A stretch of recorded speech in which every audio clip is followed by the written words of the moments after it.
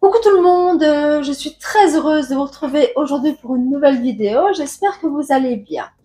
Comme vous le savez, je travaille en parfumerie et une question que l'on me pose très souvent à la parfumerie, c'est comment faire tenir mon parfum plus longtemps?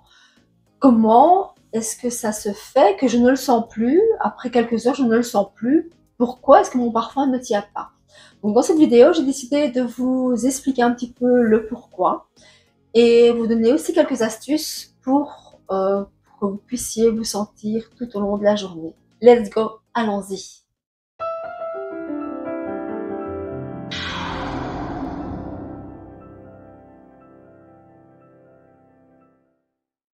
Alors comment est-ce possible que vous vous parfumez le matin, après 1, 2 heures, 3 heures, vous ne vous sentez plus? Donc tout commence vraiment au niveau du cerveau. Donc tout se passe là-bas, chez l'espèce humaine.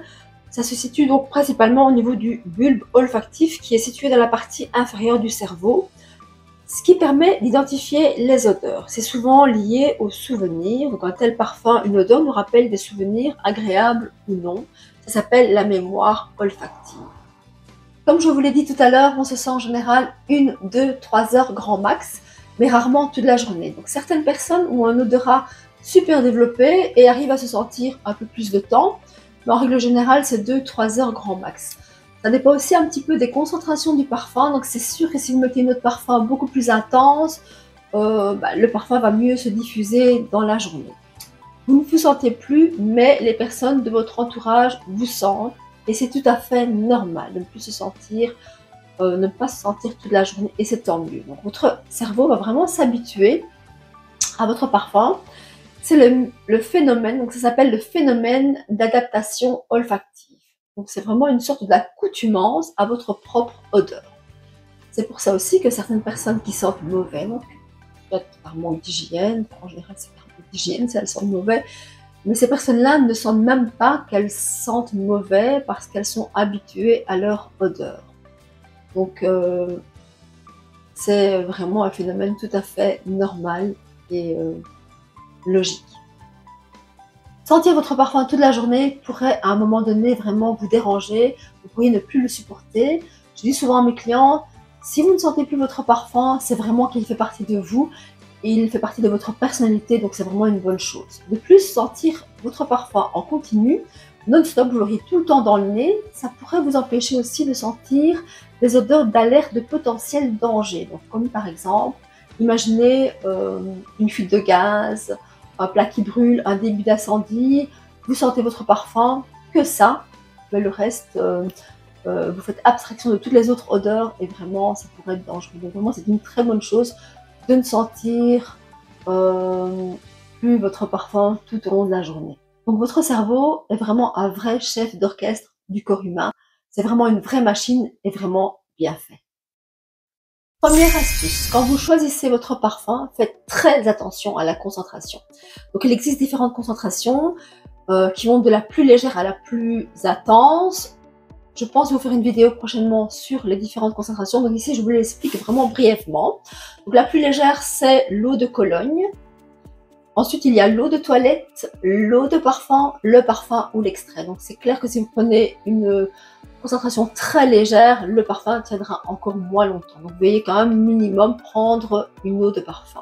Deuxième astuce, hydratez votre peau au maximum avant de vous parfumer. Donc dans certaines gammes de parfums, il existe les compléments, lait, huile ou crème parfumée. Donc on les met en général sur les bras, au niveau du cou, au niveau du décolleté, et ça intensifie vraiment la tenue du parfum parce que c'est le parfum, on va dire le parfum sous forme de crème. Donc parfois on peut se parfumer rien qu'avec ça.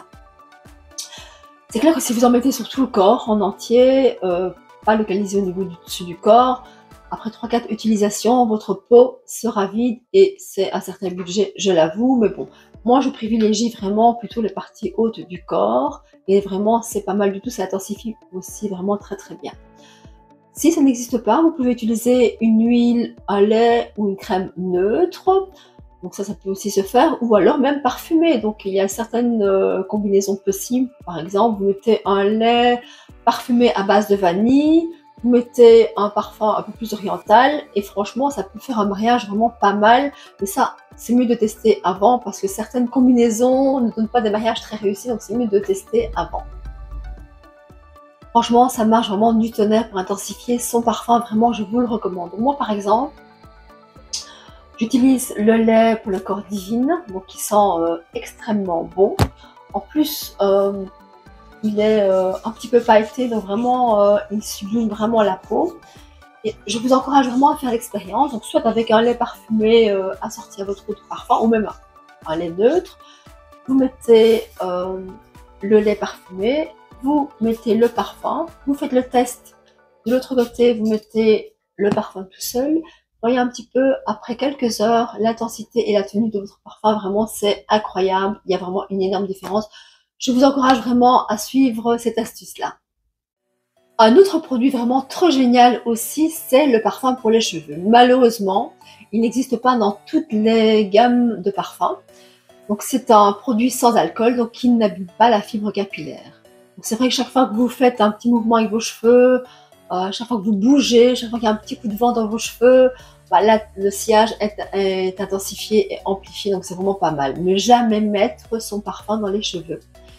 Ça peut vraiment abîmer la fibre capillaire parce que le parfum contient de l'alcool évidemment, donc ça peut dessécher à la longue.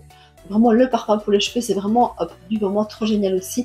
N'hésitez pas, si ça existe dans votre gamme de parfums, vraiment sans souci, achetez-le. En plus, en général, c'est pas trop cher et vraiment, ça intensifie aussi la tenue. En ce qui concerne la vaseline, je me devais vraiment de vous en parler ici. Car il y a beaucoup de tutos, beaucoup de personnes qui encouragent à mettre la vaseline au niveau de la peau pour intensifier le sillage, la tenue d'un parfum. Mais vraiment, s'il vous plaît, de grâce, ne mettez jamais. Donc la vaseline vraiment est un produit extrêmement dangereux pour la peau. C'est de la gelée de pétrole. C'est un ingrédient très controversé car il est formé par des résidus provenant de la distillation du pétrole. Vous vous rendez compte? La vaseline peut obstruer les pores de la peau par son effet occlusif, son effet d'étanchéité et provoquer des irritations, des éruptions, de l'acné et même des allergies. La vaseline a vraiment un effet occlusif. Le parfum que vous allez mettre par-dessus ne va pas s'accrocher et au contraire s'échapper, glisser et tenir encore moins bien. Si vous avez envie de mettre du corps gras au niveau de la peau, si vous aimez vraiment sentir que vous avez un corps gras au niveau de la peau, préférez alors l'huile de coco, le beurre de karité, le beurre de cacao, mais surtout pas la vaseline, vraiment c'est pas du tout conseillé, c'est vraiment très mauvais pour la peau. En plus, c'est extrêmement mauvais pour l'environnement, pour notre planète. Pensez-y.